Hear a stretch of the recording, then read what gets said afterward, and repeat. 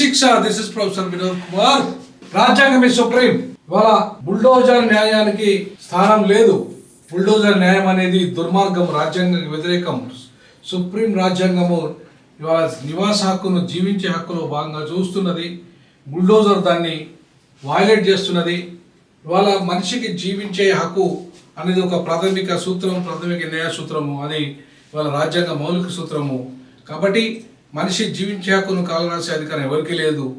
Parliament మాత్రమే రాజ్యాంగాన్ని సవరించవచ్చు, కానీ రాజ్యాంగ మౌలిక సూత్రాలను సవరించే అధికారం పార్లమెంటుకు కూడా లేదు. కాబట్టి రాజ్యాంగమే సుప్రీం.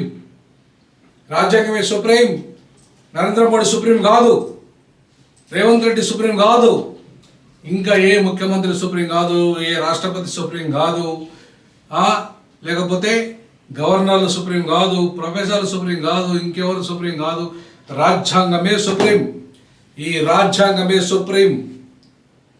ఇది ఎప్పుడో పార్లమెంటు అంటే ఈ రాజ్యాంగ నిర్మాణ సభలోనే అంబేద్కర్ గారు చెప్పారు, బాబాసాహెబ్ అంబేద్కర్, ఈ రాజ్యాంగమే సుప్రీం. కార్యనిర్వాహక వ్యవస్థ, శాసన వ్యవస్థ, న్యాయ వ్యవస్థ, ఈ మూడు వ్యవస్థలు కూడా కంట్రోల్ కావాల్సింది రాజ్యాంగం ద్వారానే. ఇవాళ ఈ మూడు వ్యవస్థల్ని కూడా ఈ రాజ్యాంగానికి లోబడి పనిచేయాలి. ఇవాళ భారత ప్రధాన న్యాయమూర్తిగా నేను కానీ, భారతదేశ ప్రధానమంత్రి కానీ, భారత రాష్ట్రపతి కానీ సుప్రీం కాదు, రాజ్యాంగమే సుప్రీం. ఈ రాజ్యాంగాన్ని మార్చే అధికారం పార్లమెంటుకు ఉన్నప్పటికీ దానికి మౌలిక స్వభావాన్ని మార్చే అధికారం ఈవెన్ పార్లమెంటు కూడా లేదు. మనిషి జీవించే హక్కు అనేది చాలా కీలకమైంది. అది భారత రాజ్యాంగ మౌలిక సూత్రము.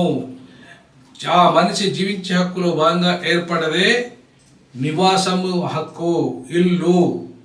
దాన్ని కూల్చేసే అధికారము ఏ రాజకీయ నాయకునికి కానీ, అధికారికి కానీ, న్యాయమూర్తికి కానీ లేదు. కాబట్టి రాజ్యాంగము సుప్రీం. రాజ్యాంగ మౌలిక సూత్రాన్ని మార్చే అధికారము పార్లమెంటు కూడా లేదు. కాబట్టి ఇవాళ రాజ్యాంగమే సర్వోన్నతము అని ఆయన ఏదైతే సుప్రీంకోర్టు మౌలిక స్వరూపాన్ని గురించి, రాజ్యాంగం యొక్క మౌలిక స్వరూపం, దాని యొక్క విలువ, దాని యొక్క పవర్ ఏంది అని చెప్పేసి జస్టిస్ గవాయ్ గారు మళ్ళీ నొక్కి చెప్పాలి. ఎక్కడ అంటే తన సొంత రాష్ట్రములోని, తన సొంత కాన్స్టిట్యున్సీలో తనకు ఏ సన్మాన కార్యక్రమం అయితే జరిగిందో అక్కడ తన జన్మస్థానమైన అమరావతిలో బుధవారం జరిగిన సన్మాన సభలో ఆయన ఈ విషయాన్ని స్పష్టం చేశారు. కాబట్టి మిత్రులారా, మనము ఇవాళ చాలామంది ఇలా మోడీ సుప్రీం అని, ఇంకోరు సుప్రీం అని చాలామంది అనుకుంటారు. మోడీ సుప్రీం కాదు, గోడీ సుప్రీం కాదు, రేవంత్ రెడ్డి అసలే కాదు, గవర్నర్లు ఇంకెవరు కానే కాదు, న్యాయమూర్తులు కూడా కాదు. రాజ్యాంగమే సుప్రీం అనే విషయాన్ని నేను అంగీకరిస్తున్నాను, మీకు అంగీకరిస్తున్నాను. మీరు కామెంట్ రూపంలో తెలియజేయండి.